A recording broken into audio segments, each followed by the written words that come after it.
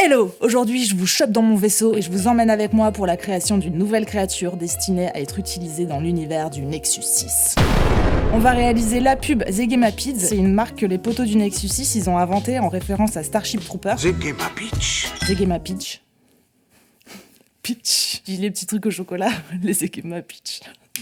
Si vous voulez plus d'infos, n'hésitez pas à aller checker les liens dans la description de la vidéo parce que là, j'ai juste pas le temps du tout. J'ai 5 jours pour réaliser ce make-up et en fait, c'est juste trop court. Alors vas-y, c'est parti, let's go, on est chaud! Pour le design, j'ai carte blanche. Donc c'est super cool d'un côté, mais pas cool de l'autre parce que du coup, j'ai plein de choix, trop de choix et faut que je canalise mes idées. Je sais juste que c'est un personnage féminin, une méchante, forcément, et qu'elle doit avoir l'air badass, elle veut voler le vaisseau du Nexus 6, forcément. En général, pour trouver des idées, je commence à zoner sur Insta, sur des comptes affixes que j'aime bien. Je tombe sur un design de Wayne Anderson Design, une créature hyper cool avec des sortes de défenses tombantes. Je commence à faire une fixette sur les mandibules, une bestiole entre araignée et je sais pas quoi. Ça serait trop cool qu'elle ait aussi cette bouche en bec. Ça me fait penser à la petite bouche de Sera, le Triceratops dans Petit Pied de Don Bluth. D'ailleurs, j'ai découvert il y a pas si longtemps que Don Bluth, c'était le mec qui avait fait tous mes dessins animés préférés de quand j'étais petite. Vous avez vu Charlie mon héros? Je suis là. Une espèce de chien loupard qui se fait assassiner par d'autres chiens et Surprise. qui revient des enfers pour aller sauver une petite fille dans un sous-sol crade d'une épave de bateau qui peut remourir à tout moment si sa montre en or elle s'éteint. Un chef-d'œuvre. Ta gueule. Bref, du coup, Sera, oui, je la trouve vraiment trop chou. Je fais une fixette sur les Triceratops. Je me dis pourquoi pas une collerette. Ça serait super, c'est super chic les collerettes. Le Triceratops, cette espèce de force tranquille qui peut être ton pote mais qui peut aussi te dézinguer à tout moment. Le risque dans ce genre de design, c'est d'en faire trop. J'aime bien me cantonner à 2 ou 3 idées et de les mixer ensemble pour voir ce que ça donne. Ici, ça serait une araignée qui aurait mangé Sera dont le père est Yoda parce que j'aimerais qu'elle ait des oreilles cute. Wouah, je viens de réaliser que Sera, elle s'appelle Sera à cause de Triceratops. Triceratops. Non mais attends. Ta gueule. C'est une pub pour une pizza. Faut juste que je fasse référence aux Tortues Ninja en fait. Il faut qu'elle ait la crête de Bebop. Et je vire l'idée de la collerette parce qu'il faut que je me calme. Je garde l'idée de la petite corne sur le nez à la Rocksteady et j'emprunte le côté texture cervelas de Crank pour qu'elle ait l'air super badass. Et en plus, son petit museau et ses oreilles, ça fait toujours un peu penser à un croisement entre Sera et Yoda. Oh, j'aime, c'est validé. Marché complet. Top là.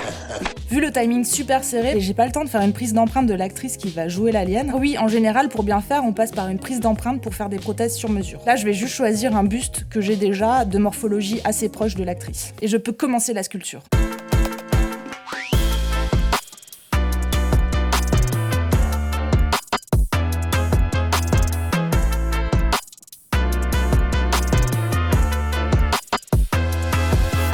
Je commence à monter les volumes en plastiline, c'est une pâte à modeler qui ne sèche pas à l'air libre, ce qui va me permettre de passer des heures à sculpter tranquillou.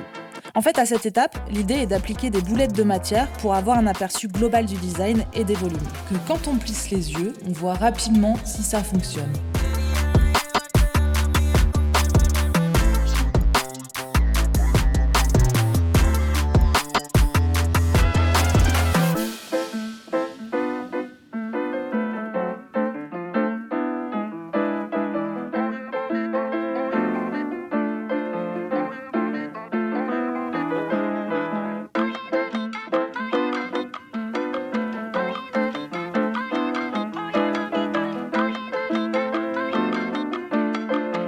Une fois que je suis satisfaite, je commence à prendre mes outils pour affiner tout ça.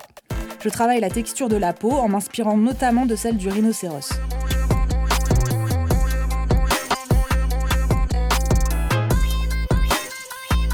Je ne pose pas mes plis et rides au hasard. J'essaie de garder en tête les expressions naturelles d'un visage et les dessine de manière plutôt cohérente. Cohérente pour un rhino humanoïde de l'espace.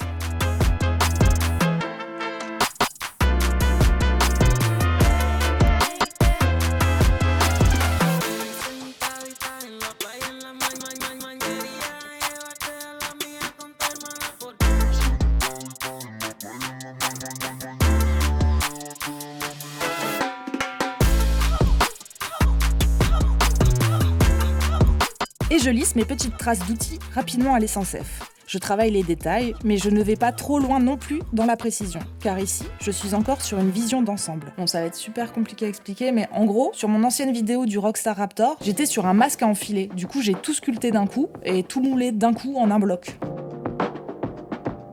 Je vous invite d'ailleurs à aller découvrir cette vidéo si ce n'est pas encore fait. C'est pas comme si j'avais reçu cette année le prix Émergence. Elles font YouTube du Friends Festival, mais En fait, ici, je vais réaliser un patchwork de prothèses pour être sûr que ça bouge bien avec le jeu de l'actrice et lui coller directement sur le visage. Avec un masque à enfiler, en fait, on est hyper limité niveau expression. Du coup, je dois déjà prédécouper les différentes parties de ma sculpture qui deviendront mes prothèses. Je profite de mes bosses et ridules pour y cacher mes découpes. Ce sera plus simple à camoufler pour la pose finale. Et c'est l'heure du bain. Tous à poil. Je mets ma sculpture dans de l'eau pour toute la nuit. L'eau vient s'infiltrer et dissoudre un produit que j'ai badigeonné sur la tête en plâtre avant de sculpter, ce qui décolle ma plastiline sans trop l'abîmer, pour récupérer chaque petite partie et pouvoir les travailler individuellement.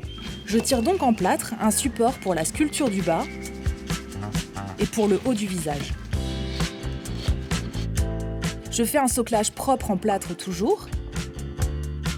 Et hop, je peux y redéposer mes fragments de sculpture.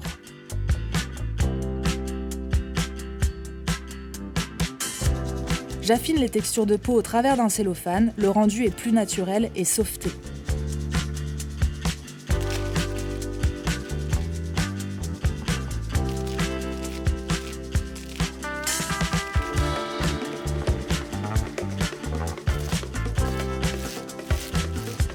Je fais pareil pour le crâne et les oreilles, que j'ai repositionné ici, à part sur une plaque.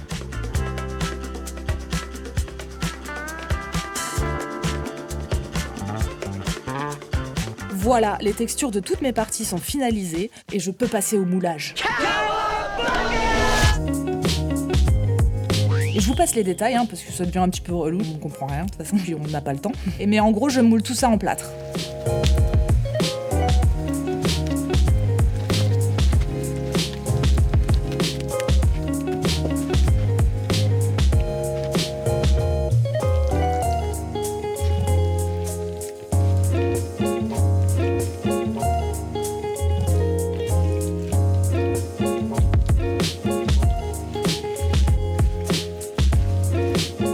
Une fois que c'est bien sec, je démoule, j'enlève bien toute ma pâte à modeler et hop, j'ai un négatif et un positif qui s'emboîtent nickel. En gros, maintenant, quand je réemboîte les deux parties, à la place de ma sculpture en pâte à modeler, j'ai du vide. Et ce vide, je vais le remplir de mousse de latex. Et c'est parti pour la cuisine qui pue.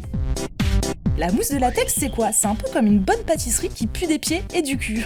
Faut mélanger plusieurs ingrédients, les mixer à la bonne vitesse, chronométrer chaque étape et claquer ça dans nos moules.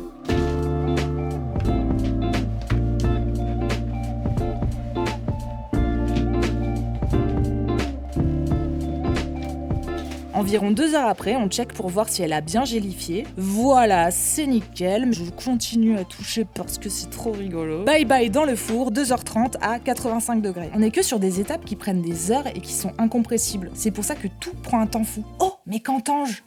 Ding ding, c'est cuit. Que le temps passe vite à vos côtés. Et je peux enfin sortir ma mousse de latex qui pue des pieds et du cul.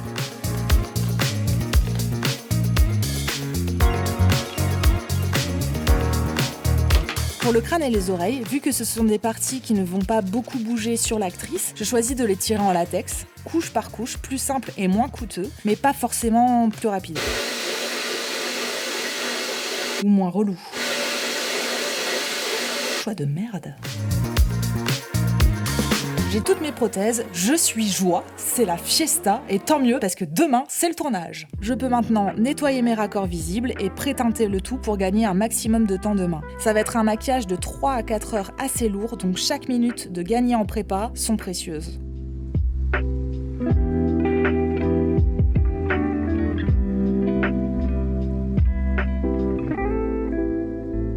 Et nous y voilà enfin, je suis crevée, épuisée, éreintée, mais je suis prête. Chaud, chaud, chaud, et on retrouve Victoria pour 4 heures de make-up. On dormira quand on sera mort.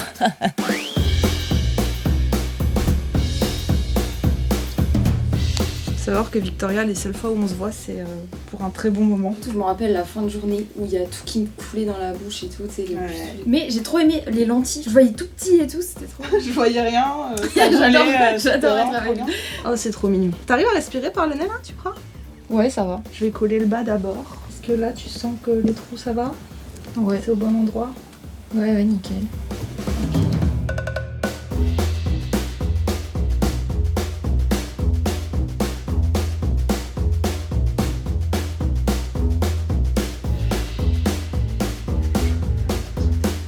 on voit encore tous les raccords entre les prothèses. Faut que je fasse un liant avec de la couleur. Il y a aussi les raccords en volume en fait qu'on voit, tu vois, autour des yeux, tout ça. Donc ça c'est un espèce de mastic après que je vais mettre. Libération.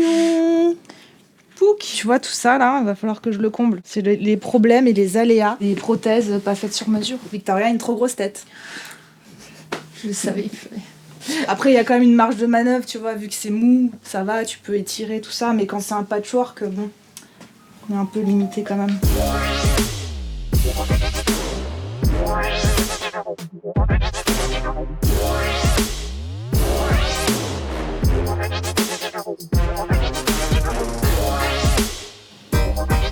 Petit passage épineux pour mettre les lentilles. Attends, je sens même pas. Je sais qu'il y a des gens qui l'ont perdu derrière. Non, c'est pas vrai, c'est impossible. Au début, il commence, il est badass, il est méchant. Et au final, elle devient super cute au bout d'un moment parce qu'elle sent la pizza. Oui, mais c'est vrai que voilà, les interstices et tout, que ça ressorte encore plus et tout. Et bien sûr, Alex. Voilà. Prends en gros plan cette validation. Et puis, et bien sûr, Alex. Ouais.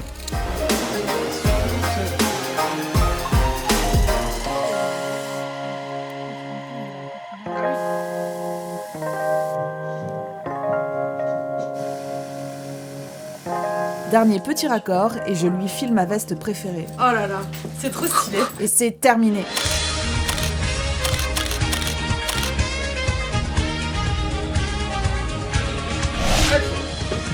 Mais c'est une Zegema Pizza. Enfin, je dois encore assurer le tournage.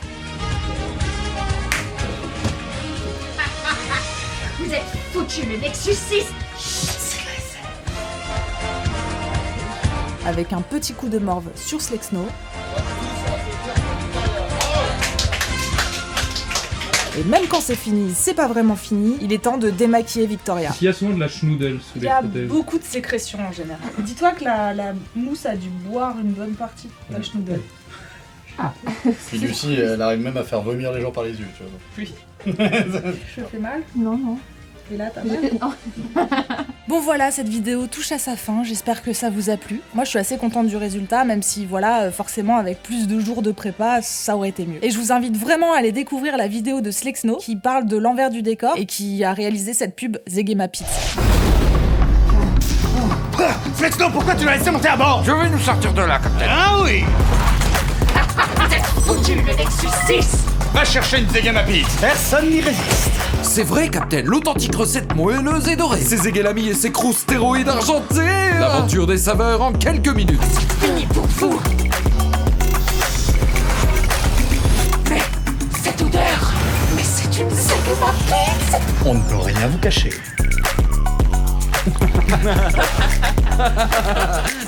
Quelle gourmandise, Zegema Pizza. Ah bah bravo. Et qui va nettoyer maintenant? Je vous souhaite une agréable journée, une agréable soirée et une bonne nuit. Et bon appétit bien sûr. Salut!